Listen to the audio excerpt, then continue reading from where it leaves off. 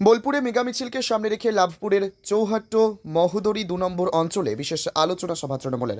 আগামী ২৬শে মে বোলপুরে অনুব্রত মণ্ডলের ডাকে ১.৫ লক্ষ তৃণমূলের কর্মী সমর্থক নিয়ে যে মেগা মিছিলের ডাক দেওয়া, সেই কর্মসূচিকে সামনে রেখে মঙ্গলবার লাভপুরের চৌহাট্টা মহোদরী ২ নম্বর অঞ্চলে তৃণমূল কংগ্রেসের দলীয় কার্যালয়ে এলাকার তৃণমূল সমর্থক কর্মীদের নিয়ে করা হয় বিশেষ আলোচনা সভা ও প্রস্তুতি সভা। এই সভায় উপস্থিত ছিলেন পঞ্চায়েত সমিতির সহ সভাপতি তথা তৃণমূলের নেতা শোভন চৌধুরী, অঞ্চল সভাপতি ধীরাজ মণ্ডল সহ অন্যান্যরা।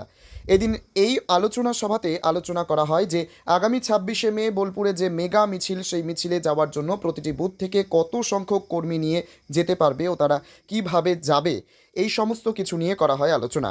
তবে এদিন লাভপুরের চৌহাট্টা মহোদরী ২ নম্বর অঞ্চলই আরও বিভিন্ন জায়গায় বোলপুরের মেগা মিছিলকে সামনে রেখে শুরু হয়েছে জোর কদমে প্রস্তুতি। এদিন সন্ধ্যা নাগাদ এমনটাই জানা গেছে।